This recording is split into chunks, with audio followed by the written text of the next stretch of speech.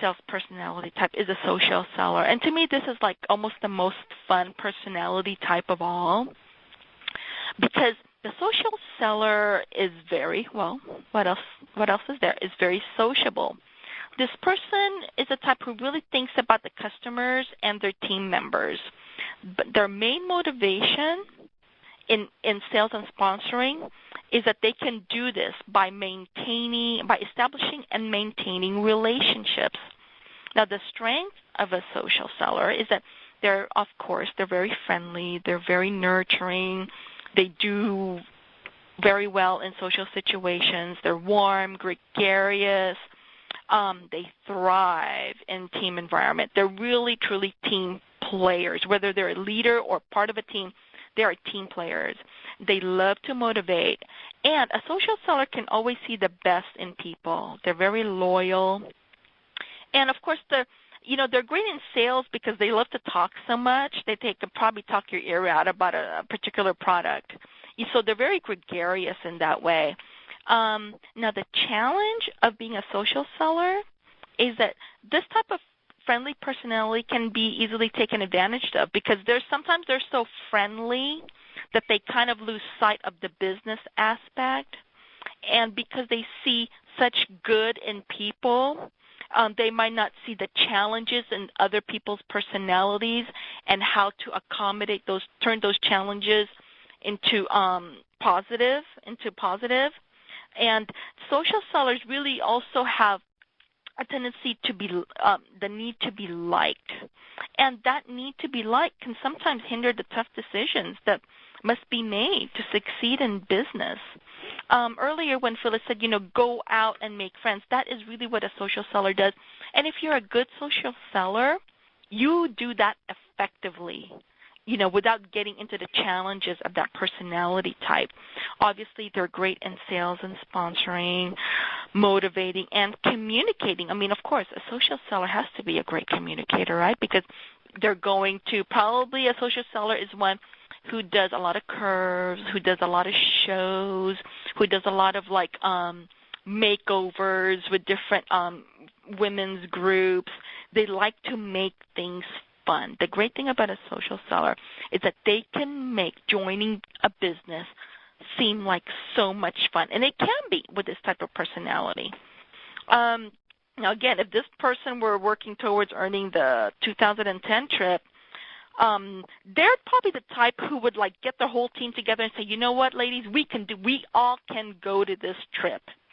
And they would, and the social seller would be such a great motivator that she would probably actually get her whole team to earn that trip. So that's the characteristic of a social seller.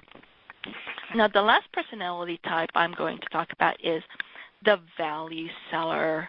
Now, like the social seller, the value seller is other-focused, too. What does other-focused mean? Well, it means that the motivation behind your need to succeed is in the helping of others, and that's what a value seller is. They're focused on providing great service to their customers and are very supportive and nurturing of their team members. They want to see the win-win situation. What does that mean? Well, if you were a value seller, you would say, you know what, I want to make the sale, or I want to get the recruit. Okay, if I were a value seller, that's what I'd be thinking. But my other thought would be, I want to do the best I can for this customer or this new potential recruit. What can I do to really help them and show them the way? So value sellers give good customer service, but they really give that added service. So in many ways, they sell themselves. And a lot of people, in dealing with value sellers, they would, when you see a value seller, you're thinking, oh, I want to be part of that lady's team. I want to be in her team because I think I can really learn a lot from her. So with a value seller, the good thing is that in providing for others, they become really great leaders as well. So their strengths is that they're very helpful, they're great at making the sales and showing genuine concern toward their customers. Obviously, they often sell themselves over the product, and they exude that aura of being very trustworthy and credible. Now, the challenge is that they give so much that they can be easily taken advantage of, and that sometimes a value seller can focus so much in the service to others that they often neglect what they need to accomplish in their own business. So, those are the things that might be a challenge for many value sellers. But like I said, they can become great leaders only because they're kind of like magnets. They can really attract people to them, and they're great in sales and motivation as well. And, again, I'm going back to what Phyllis said earlier, people join people. And that idea is very evident in the value seller personality type.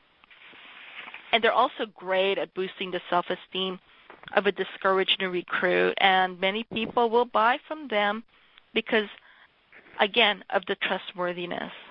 Now, after having covered these four sales personality types, I hope that you've taken note of your own personality and see what you can take from each type to make your own.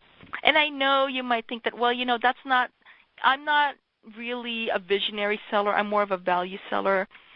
If you're thinking that, all I have to say is if you go to YouTube and go back to one of our old conference calls in getting out of your comfort zone, sometimes adapting the best in these personality types means having to come out of your own comfort zone.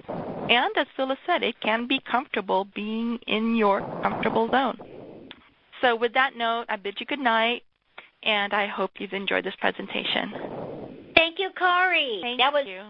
Good. Now, the point of it is I want to summarize. I was going to go into another little subject along this line, but I think I'm going to leave you with that thought tonight. Now, what did we really say to you tonight to make it easy to build a group? We said, women love to talk. So go out and talk to people. Find out what they do. Find out about them. People love to talk about themselves, and in turn they're going to ask you what you do. Not only have you made a friend, but you've now started talking to people, and that's all it takes is see the people. Then we're going to go ahead and we're going to look at this and say, all right, fine. Now, once you start talking to people, they're going to start to get to know you. They can get to trust you, and they'd be more open to hear more things about you say. If you go out with this recruiting hat on, they're going to notice that hat's going to say, boy, she's recruiting. I can tell she's really pushing.